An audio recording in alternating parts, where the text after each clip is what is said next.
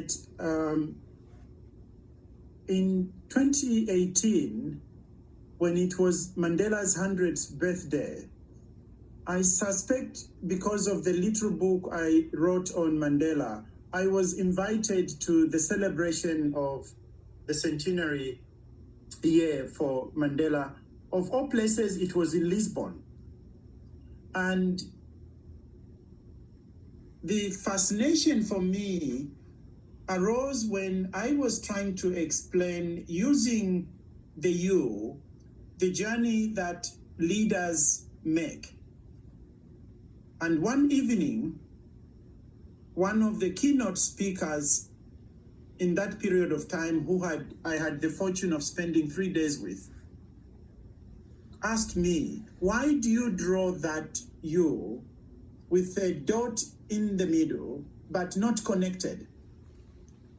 And I shared what I thought was the explanation. And then he said, yeah, I've seen that. The person I'm referring to is John Carlin. John Carlin is the author of the book on which the movie Invictus is based. As a young journalist from the United Kingdom, for some reason he became very good friends with Nelson Mandela. And then he said to me, here is what I suspect you mean by drawing that U shape and then disconnect it with a dot in between.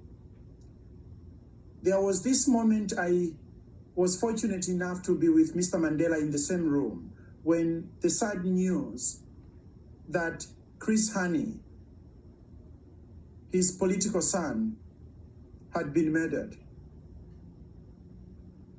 Carlin explains to me, when the news was broken, Mr. Mandela became like a statue. It was like he was not breathing. He was a sphinx for some time.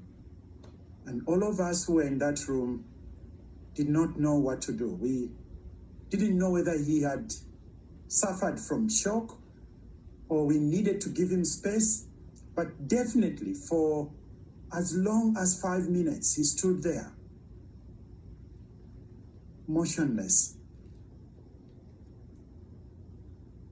John says when Mr. Mandela next spoke, he said he wanted to address the nation of South Africa. And when he did, he gave that 6-minute speech which saved South Africa from self-destruction, when the country would have imploded in a racial war. John says,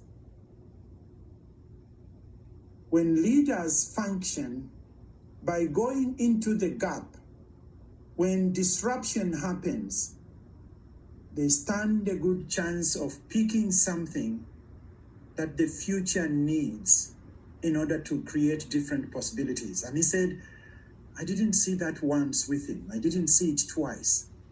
Each time anything disrupted the normal way things were happening,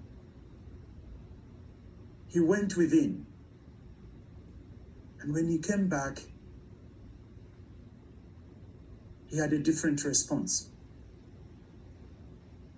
And now when I'm explaining the dot, I tell that story because he captured it for me.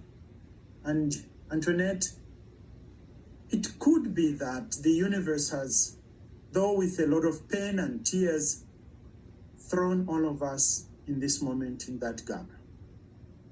If we stay there and listen enough, we might just find the new future possibility life is asking us to be stewards of.